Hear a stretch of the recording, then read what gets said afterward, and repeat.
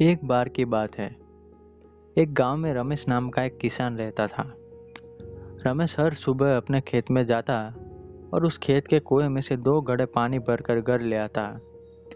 एक बार उसने पानी भरने के लिए मिट्टी के 2 नए घड़े खरीदे। अब रमेश उन 2 घड़ों में पानी भरकर लाने लगा, पर थोड़े समय बाद एक घड़े में छोटी सी दरार पड़ गई। अब रमेश जब 2 घड़े पानी भरकर घर पहुंचता, तब तक उस टूटे हुए घड़े में आधा ही पानी बचता और यह सिलसिला बहुत लंबे समय तक चला। एक दिन दोनों घड़ों में बातचीत हुई। सही घड़ा उस टूटे घड़े को सुनाने लगा कि तुम जिस काम के लिए बने हो वह काम भी ढंग से नहीं कर पा रहे। तुम हर रोज घर तक आधा ही पानी पहुंचाते हो, जबकि मैं मालिक को पूरा पानी पहुंचाता हूँ। तुम्हें अपने आप पर शर्म आनी चाहिए, तुम कुछ काम के नहीं हो। ये सुनकर वह टूटा घड़ा उदास हो गया और कुछ नहीं बोल पाया।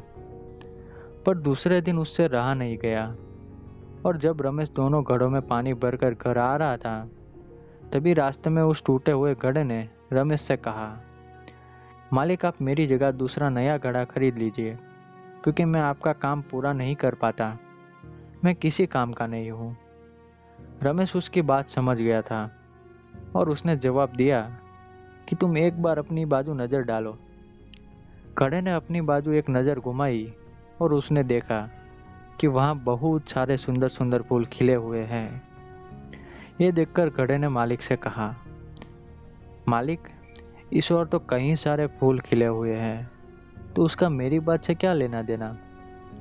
रमेश ने मुस्कुराकर जवाब दिया, तुमने ये बात पर गौर किया कि फूल सिर्फ तुम्हारी ही तरफ है, दूसरी तरफ नहीं, क्योंकि मैं तुम्हें हमेशा फूलों की तरफ ही रखता हूँ, जिससे तुम्हारा टपकता हुआ पानी फूलों की सिंचाई में मदद करता है और ये फूल भगवान को अर्पण किए जाते हैं। इसका मतलब कि तुम बड़ा ही अच्छा काम कर रहे हो, तो दुखी मत हो। ये सुनकर उस टूटे घड़े को बड़ा ही सुकून मिला और उसने अपनी कमी को स्वीकार लिया।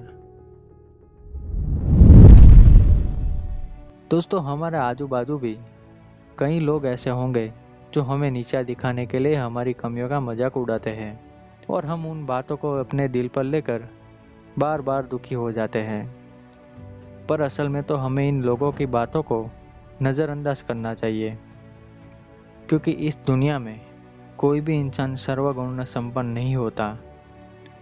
इसलिए हमें अपनी कमियों को स्वीकार कर जीवन में आगे बढ़ना चाहिए।